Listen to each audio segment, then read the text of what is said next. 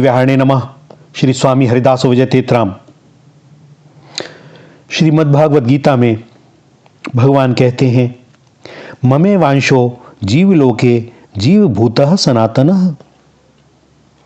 इस संसार में जीव बना हुआ आत्मा मेरा ही सनातन अंश है। भगवान के ही अंश होने से हम सब के सब भगवान के ही हैं, और जब भगवान के हैं तो भगवान का घर ही हमारा असली घर है। हमारा घर संसार में नहीं है, और यही कारण है कि हम 84 लाख योनियों में जाते हैं, स्वर्ग नरक लोकों में जाते हैं, किंतु कहीं ठहरते नहीं। अगर यह हमारा घर होता तो हम यहीं रहते, कहीं जाते नहीं। परंतु भगवत प्राप्ति होने पर फिर जन्म मरण नहीं होता, क्योंकि हम भगवान के ही अपने घर के हैं। इसलिए भगवत प्राप्ति हमारे घर की बात है, पर संसार की प्राप्ति हमारे घर की बात नहीं है। और जब तक हमें अपने असली घर की प्राप्ति नहीं होगी, तब तक इस संसार में वो अनेक घरों में भटकना पड़ेगा। लाखों करोड़ों वर्ष बीत जाएं, भैया भटकना बंद नहीं होगा। परंतु जब हम अपने घर पहुंच जाएंगे, हमारा भटकना सदा के लिए बंद हो जाएगा। हम भगवान के हैं और भगवान हमारे।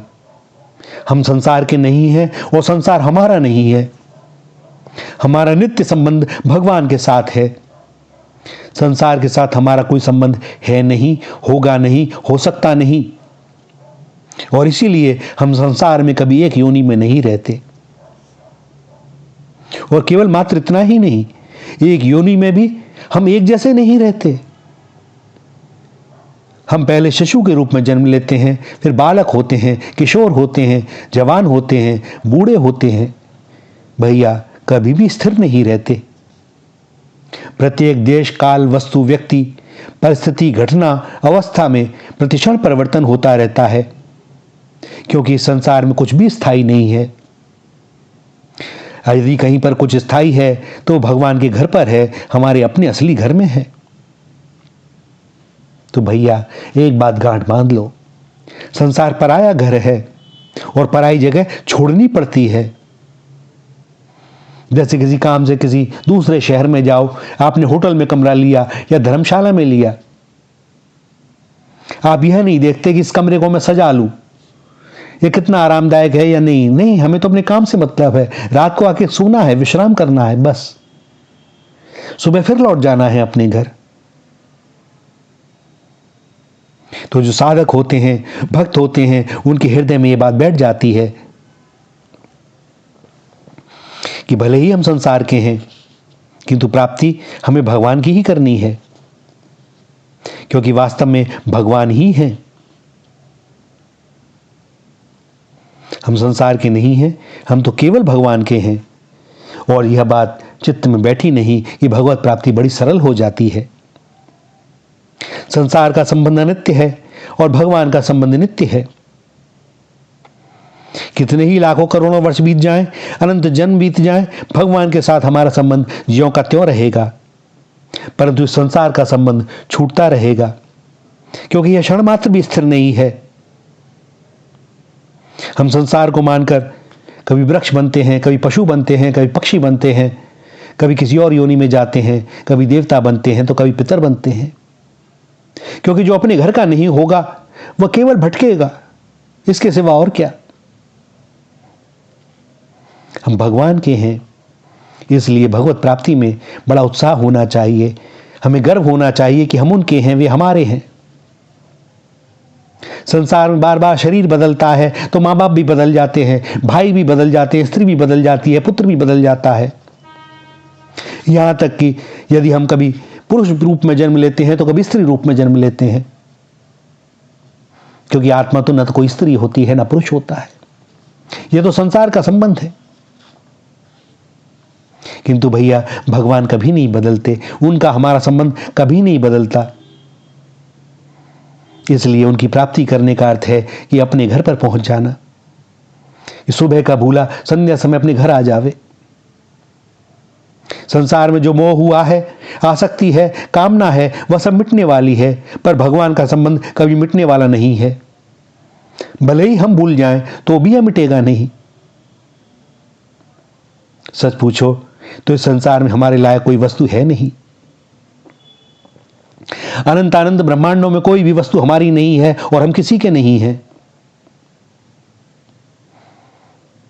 क्योंकि हम तो केवल भगवान के हैं। और भगवत प्राप्ति कठिन कैसे है जब है ही हम उनके।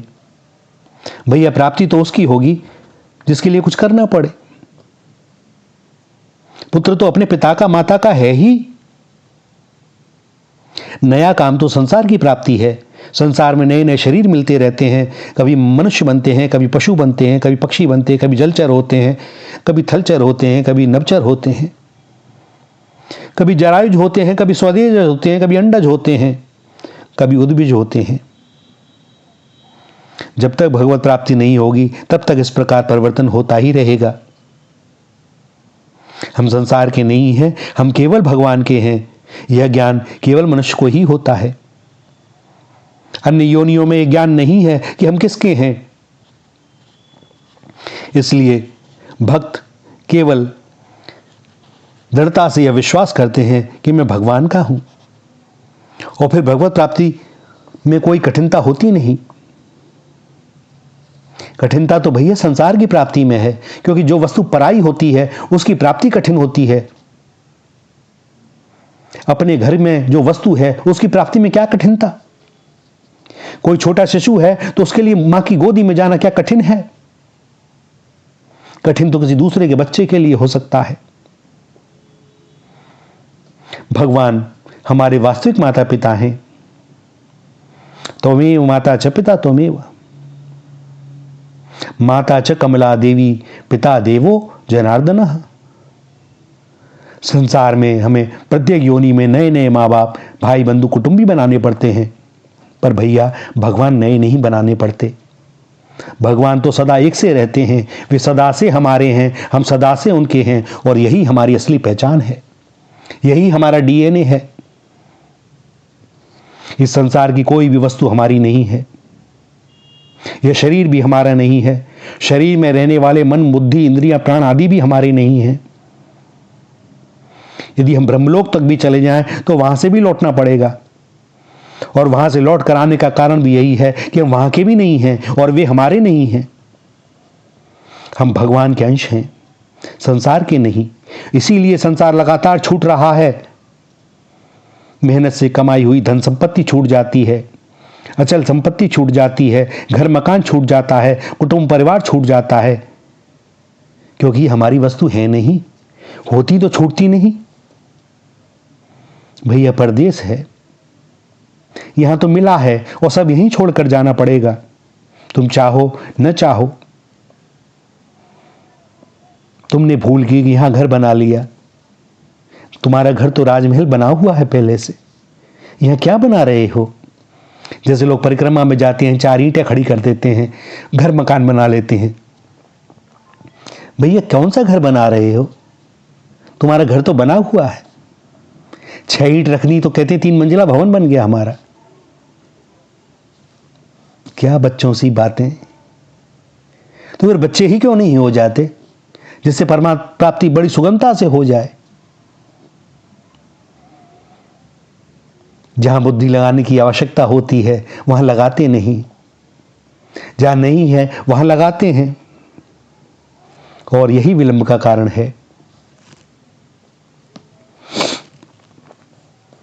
जो भगवान का धाम है वही हमारा धाम है।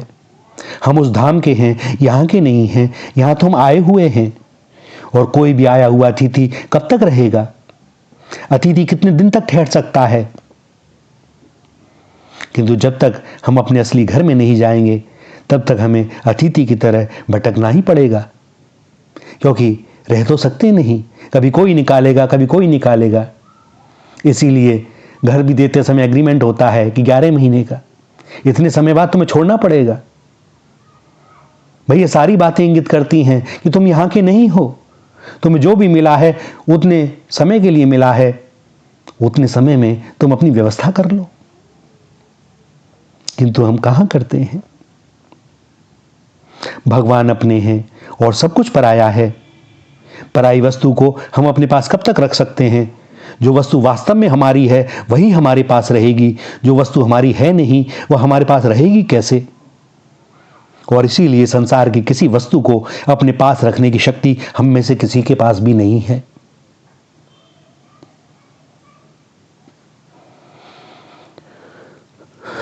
संसार की कोई वस्तु भैया ठहरती नहीं, न तो शरीर ठहरता है, न कोई सुख ठहरता है, न कुटुंब ठहरता है, न धन ही ठहरता है, न विद्या ठहरती है, न योग्यता ठहरती है, न सदैव बल ठहरता है। यहां की कोई वस्तु ठहर नहीं सकती। और हम इन सब वस्तुओं के गुलाम हो जाते हैं जो ठहरती नहीं। संसार में अपना कोई नहीं है, केवल भगवान और उनके भक्त, ये दो ही अपने हैं। हेतु रहित जग जुगुपकारी, तुम तुम्हार सेवक असुरारी। इन दोनों बातों को हमें स्मरण रखना चाहिए। ये भगवान कहते हैं ममे वांशो जीव लोके, और भक्तजन कहते हैं ईश्वर अंश जीव अविनाशी, चेतन अमल सहज सुख राशि। परंतु हमने संसार को अपना मान लिया और अपने साथ ही कपट कर लिया। हम अपने असली घर को भूल गए। चिंतन करें, मनन करें कि हम कहां के हैं, किसके हैं। हमारी जाति और शरीर संसार की जाति परस्पर मिलती नहीं। हम अविनाशी हैं और शरीर संसार नाशवान है। हम अपरिवर्तनशील हैं और शरीर संसार निरंतर बदल रहे हैं। हम भगवान की जाति के हैं, अच्युत गोत्री हैं, और भगवान भी हमारी जाति के हैं। हम संसार के हैं नहीं। श्री राधा, श्री राधा, श्री राधा।